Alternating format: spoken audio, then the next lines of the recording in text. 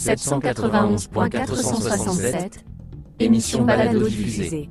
Classez ici la balado-diffusion, Le podcast, le podcasting, La diffusion pour baladeurs.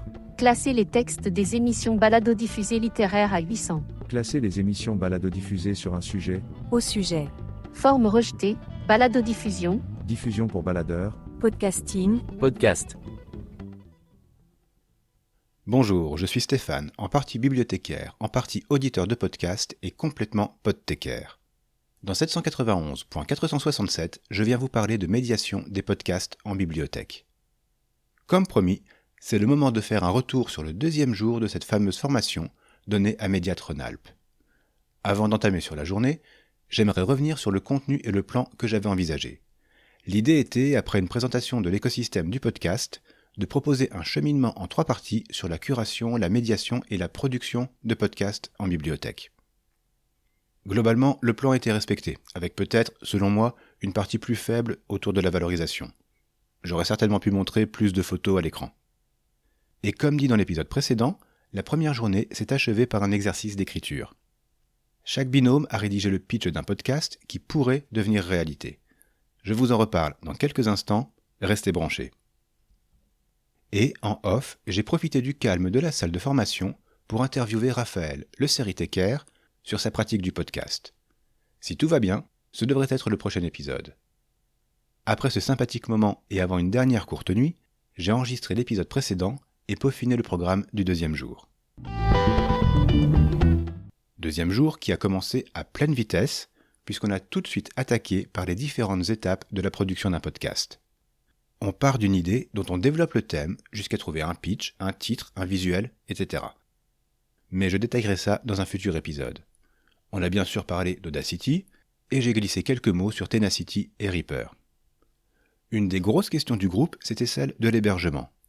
J'ai pu leur montrer les interfaces de PodCloud et de Vodio, en détaillant les forces de chacune.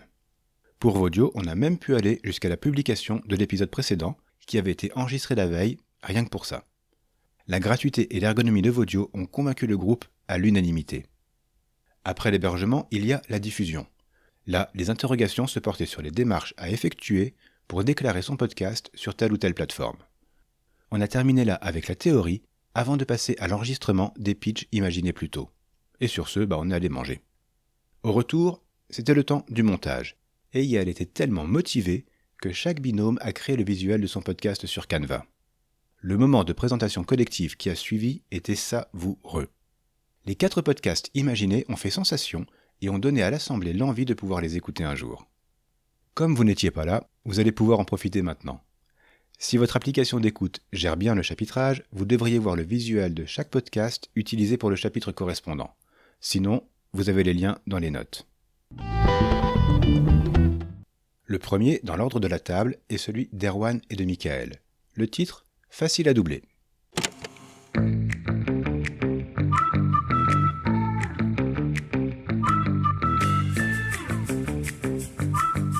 Bienvenue sur Facile à doubler. Un invité, des répliques de films cultes, un dialogue à inventer. Allô? Allô? Y'a personne au bout du fil? Faut réfléchir, McFly. Chaque invité du podcast a reçu 4 répliques d'un dialogue culte. Il a maintenant 2 minutes pour incarner l'un des 2 personnages et réinventer les répliques. Après avoir écouté sa version, vous aurez la version d'origine du film. Un quoi? A serial killer. Ensuite, Olivia et Séverine ont proposé Plus de Zik, un podcast musico-local.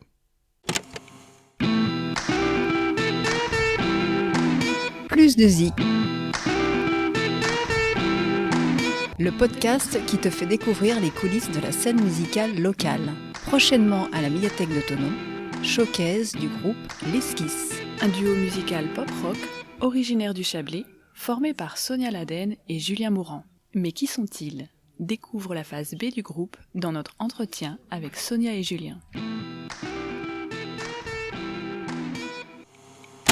Le troisième, c'est Oui, mais non. Une trouvaille de Virginie et Cécile qui va vous prendre à rebrousse-poil.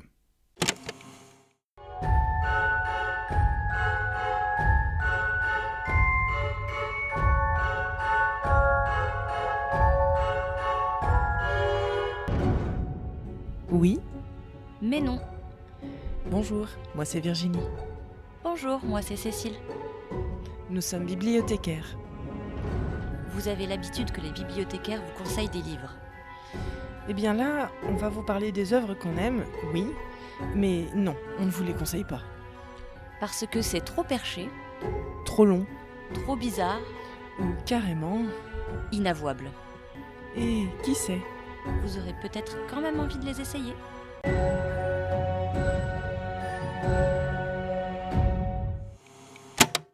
Enfin, dans l'écrou, Séverine et Raphaël ont eu envie de confronter leurs expériences bien réelles en milieu carcéral.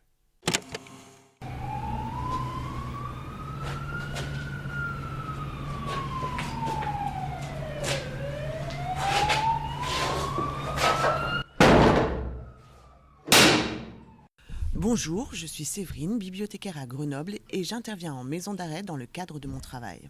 Bonjour, je suis Raphaël, bibliothécaire à Paris et j'interviens également en maison d'arrêt dans le cadre de mon travail.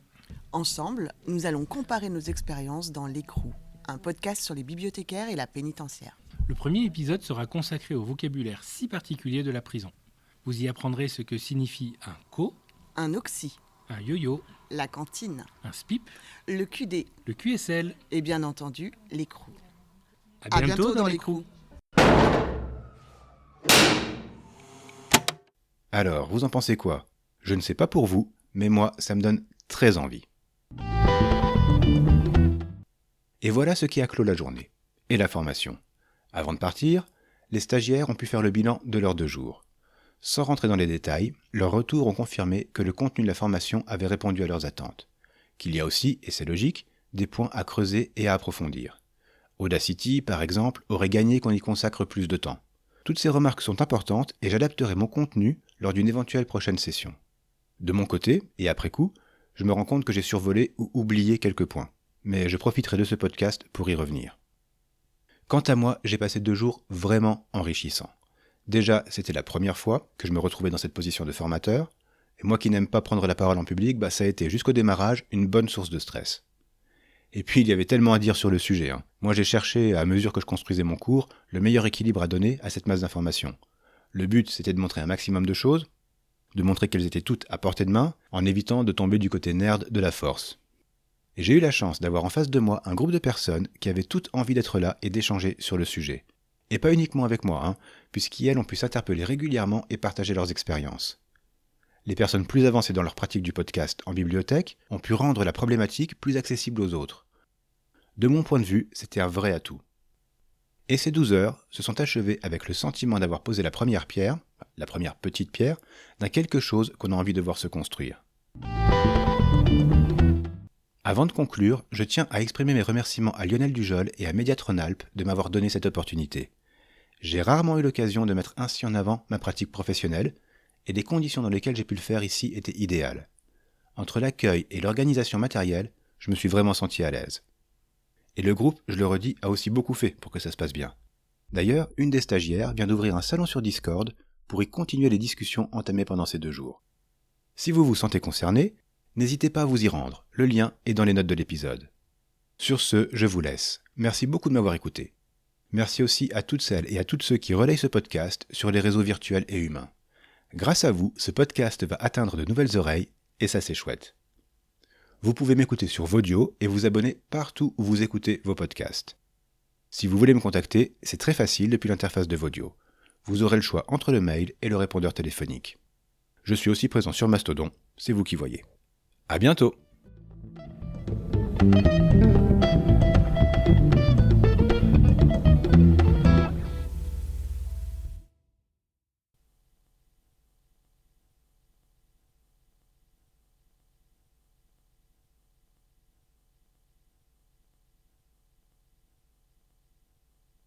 You know what I just discovered recently?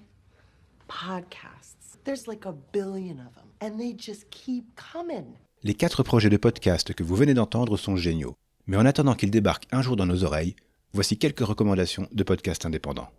Le premier, c'est Styx. Pas la super production d'Audible, non, mais une fiction en forme de cadavre exquis proposée par Mehdi Bayad et François TJP. À bord d'un mystérieux navire, passagères et passagers s'échangent un vieux magnétophone. Si vous aimez les trucs bizarres, les petites voix artificielles de « Je déteste les podcasts » vous expliqueront pourquoi notre passion audiophile est, au final, un peu sale. Une sorte de boussole indiquant le sud qui vous fera rire autant que grincer des dents. En même temps. Je termine avec « Je donne ma langue », une série de leçons du professeur Walter Proof à écouter et réécouter. Déjà pour vous, parce qu'on a toutes et tous des tics verbaux à corriger, et ensuite parce que ça fera du bien au podcast que vous enregistrerez.